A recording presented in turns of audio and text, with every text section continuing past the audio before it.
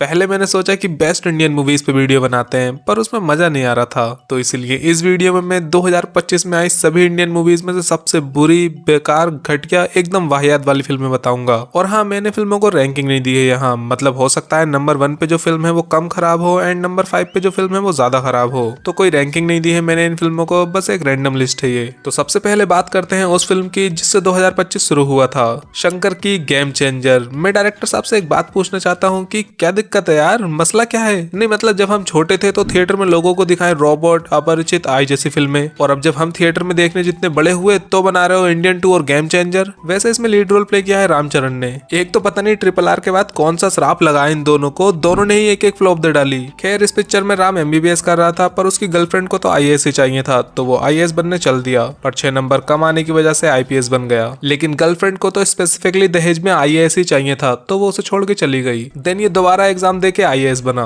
और फिर से उसी लड़की के पास चला गया। तो कुछ ऐसी स्टोरी थी इसकी। डरो मत, पूरी स्टोरी नहीं सुनाने वाला मैं यहाँ। अगली पिक्चर पे बढ़ते हैं जो है कनप्पा। मोहनलाल, प्रभास, अक्षय कुमार सबको साथ ला के पिक्चर फ्लॉप करवाइए ताकि इन सबके करियर में एक एक फ्लॉप पिक्चर और जुड़ सके। ये पिक्चर देख के आपकी आंखें शुद्ध और आत्मा एकदम तृप्त हो जाएगी, जिसके बाद शायद आप कुछ ऐसा काम भी कर सकते हो जो इस पिक्चर में लीड कैरेक्टर ने भी किया है।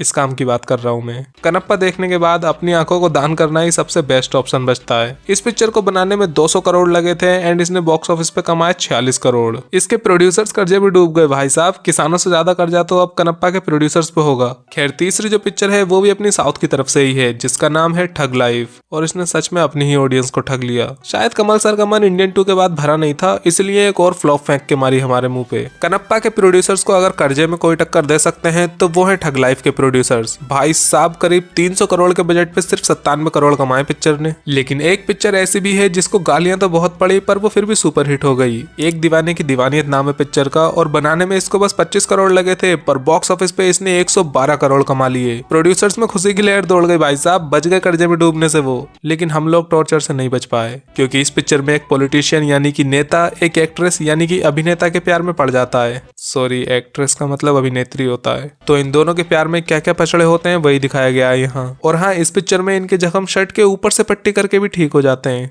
इसके बाद एक और बहुत ही कमाल की एकदम लाजवाब पिक्चर है जटाधरा नाम की, जिसमें सोना ही सोना है, मतलब सोने का खजाना और सोनाक्षी सिन्हा दोनों हैं। सोनाक्षी इसमें पिशाच बनी है, और वो भी ऐसी वैसी नहीं बल्कि धन पिशाचनी, जो कि खजाने के ऊपर बैठी रहती है एंड टाइम टाइम पे बलि भी चाहिए मोहतरमा को, क्योंकि दूसरों का खून पीने की आदत जो लगी है। खैर, बलि पे तो ये फिल्म खुद ही चढ़ गई, क्योंकि बहुत ही घटिया किस्म की फिल्म थी ये। और हिंदू गॉड्स को तो ये लोग पहले यूज करते हैं ताकि इनकी फिल्म को ज्यादा गालियां ना पड़े। एनीवे, 2025 में AR मुरुगदोस के साथ भाईजान ने भी एक नेक्स्ट लेवल पिक्चर बनाई थी, जिसका नाम था सिकंदर। इस फिल्म को देखते हुए ऐसा फील हो रहा था जैसे भाईजान से किसी ने जबरदस्ती एक्टिंग कराई हो, और इसी वजह से ये फिल्म 200 करोड़ के बजट पे बस 176 करोड़ ही कमा पाई। इस पिक्चर की स्टोरी आंखें, फेफड़े और दिल के अराउंड ही घूमती रहती है। नहीं, मजाक नहीं कर रहा, सच में। इस बंदे ने अपनी बीवी से कभी ढंग से बात तक नहीं की, और 3 अनजान लोगों के लिए अपनी ऐसी की तैसी कराए फिर रहा पूरी फिल्म में। सिकंदर बना के जो इन्होंने कांड किया है ना, उसके लिए डायरेक्टर और भाईजान दोनों को बिठा के 4 दिन तक लगातार दिखानी चाहिए ये पिक्चर, तब जाके इन्हें पता लगेगा कि ऑडियंस पे क्या गुजरी होगी। वैसे अगर तुम्हें भी 4 दिन तक लगातार सिकंदर रिपीट पे नहीं देखनी तो सब्सक्राइब करो ना यार, और फिर सिकंदर वाला वंस अगेन भी देख लो।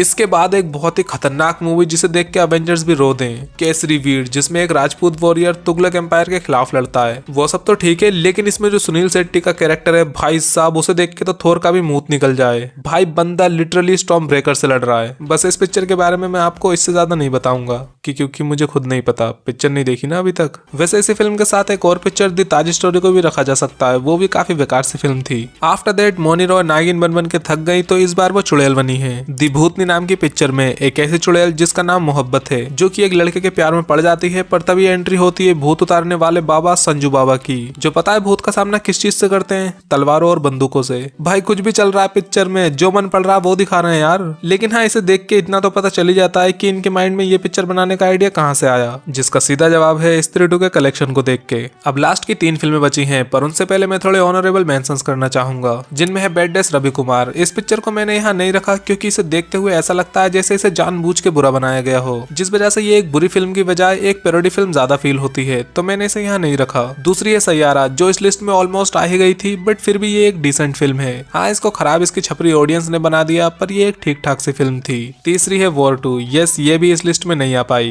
क्योंकि आई पर्सनली फील कि इस लिस्ट की जो बाकी फिल्में हैं वो इससे तो ज्यादा ही खराब हैं। अब ये है वो 3 फिल्में जिनको अगर आप इस लिस्ट में रखना चाहो तो आराम से रख सकते हो। तो अब वापस आते हैं अपनी अगली पिक्चर पे, जो है हाउसफुल 5। यहाँ एक अरबपति के टपकने के बाद 2-4 लौंडे उसका बेटा बनने का ड्रामा करने लगते हैं उसकी संपत्ति हड़पने के लिए। मोस्टली ये पूरी पिक्चर एक शिप में टेक प्लेस करती है एंड यस, ये फिल्म एक मर्डर मिस्ट्री है।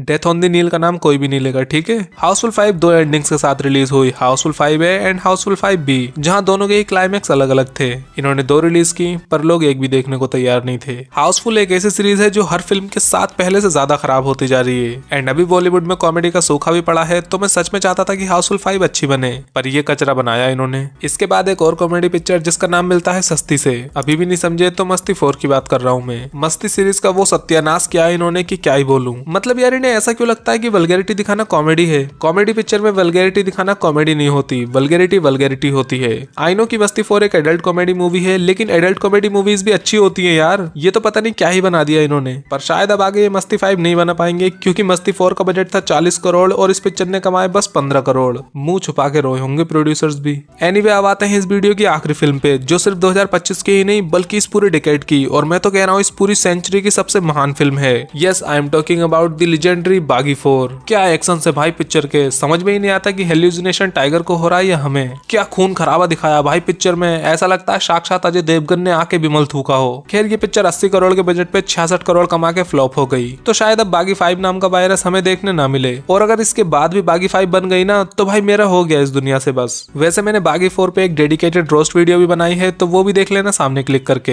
एंड ये वीडियो अच्छी लगी हो तो लाइक करो, हाइप करो और सब्सक्राइब भी करो यार।